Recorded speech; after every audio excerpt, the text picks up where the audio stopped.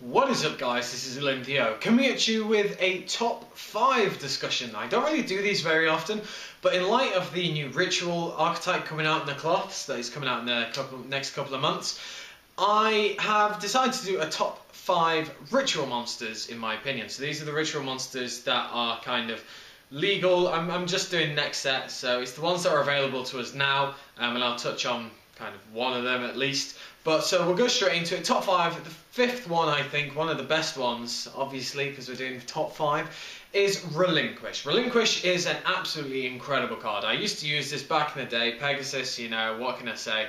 I absolutely loved Relinquished. It's such a good card, and it was such a pain in the arse to deal with.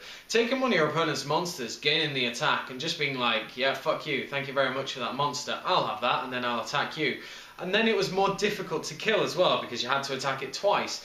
I really loved the card, and I think it was just such a fun card to play around with.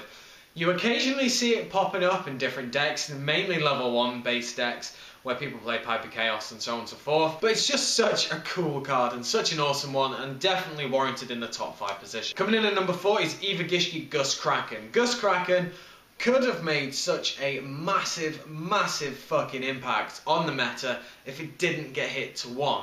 Gishki Heretics with Gus Kraken can absolutely rinse your hands. They can completely take out all cards basically in their first turn, as well as establishing a very strong board with 3 M7s and other cards. The card is just so good. Being able to look at 2 cards in your opponent's hand and then you choose which one goes back to the deck is such a strong effect. And its attack isn't even bad. 2-4 was a really good attack. It's pretty strong for a level 6. And it's just such a shame that it did get hit to 1 straight away, because I felt it could have had a real good impact on the game. Coming in at number 3 is Saphira, the Dragon Princess. This is one of the brand new cards out in Duelist Alliance, a brand new ritual monster that is just so good. It's given Herald a hype again.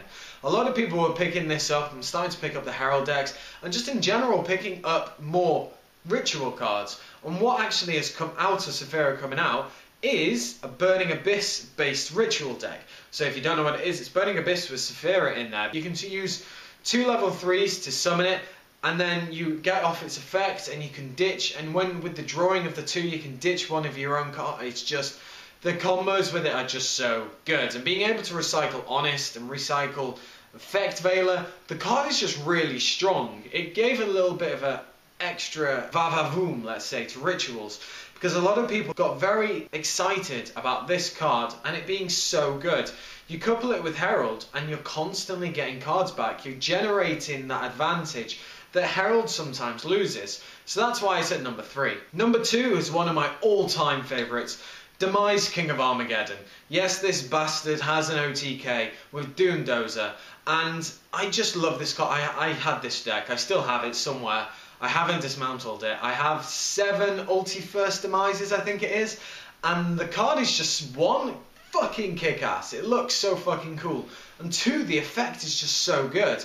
Blowing up that field is just a very important effect, and one that I felt was just so good back in the day. We didn't really have anything like it as such, and the card is just so strong. As I said, commenting on the actual art, it looks amazing.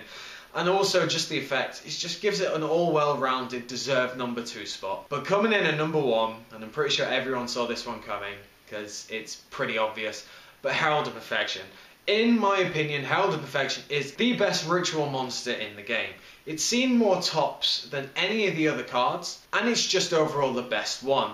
Being able to summon it fairly easily with Advanced Ritual Art and having its effect to negate any monster spell or magic card that obviously aren't counter traps, for example, it's just so brutal.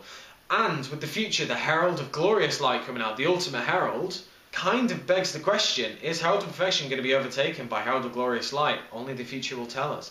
But Herald of Perfection is an incredible card. One of the big aspects for me is the 2800 defense. That is a huge ass, absolutely huge defense. And the fact that a lot of decks struggle to get over it is just so incredible. But with Herald of Glorious Light coming out with 3,000 defense, that is huge. And the fact that you can negate special summons makes it all the more better.